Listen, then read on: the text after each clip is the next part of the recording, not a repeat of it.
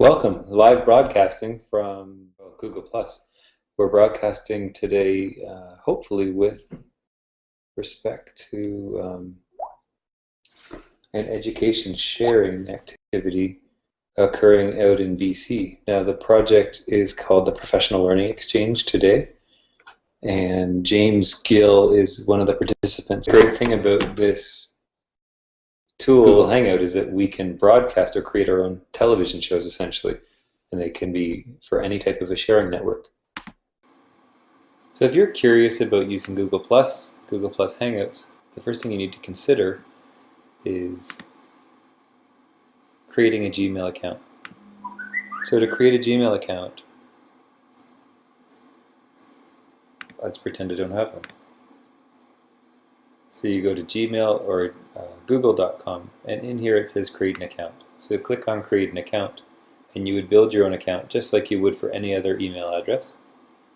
And once you have your Gmail account, you click sign in.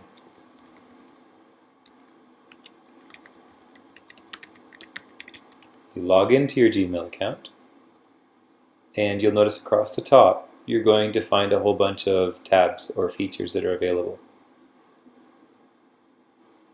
What I would recommend next is you can have a look. There's a whole bunch of other features too in the More section.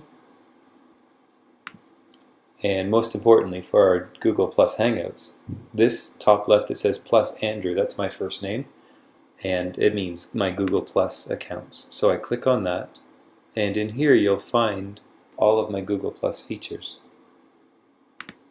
And these are people that I currently share accounts with, or that I socialize with.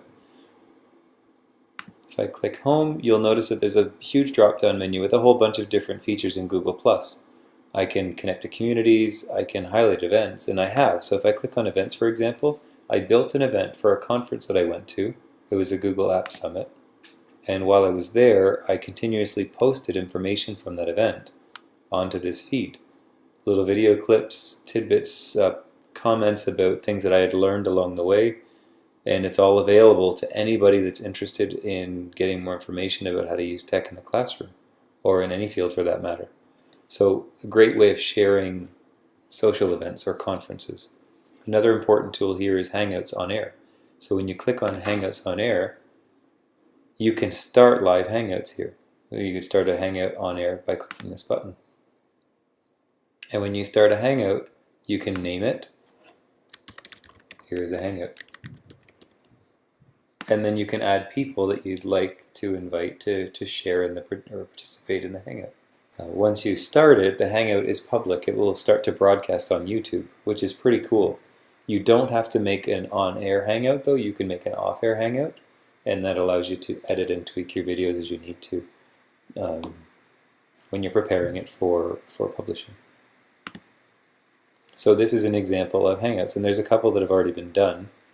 You can find a lot of information actually from very intelligent people globally.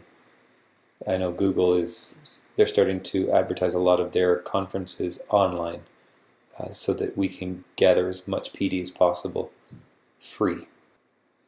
James Gill is one of the techs out in BC. Very, very good contact to have. I've got a bunch of other contacts that you might be interested in using. If you are curious about the contacts that I'm following, the best network that I have right now is on Twitter.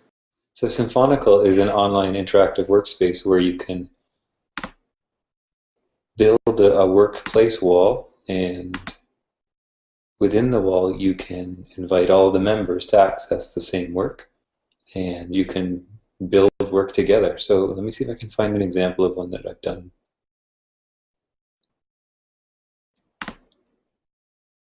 See, here's one. So on this wall, a principal and another teaching partner at the same school, and we're organizing construction furniture that we're going to be purchasing, equipment, because we're starting up a new program next year. And we've identified what hasn't been started, what's in progress, and what we've actually completed. So this is a neat little organization tool, and I've been in discussions with Google about adding a push feature where if a change has been made, there's an auto push directly to your mobile device so you know that someone else has been working on it. Here's another one where I've been working on flipped classroom development. Gail is one of the Symphonical creators. She's one of the programmers in Norway, and I had a meeting with her last week about ways of improving the quality of the product. But the product is great as it is, so they're continuously upgrading and asking for feedback from users. And Tim Boudreau is another Ontario teacher, and he's been running PD with his staff with respect to flipping a classroom. So he's shared some of his work here and requested some feedback. So other tech teachers or just general teachers that use technology have been working on providing Tim with some feedback to help him out.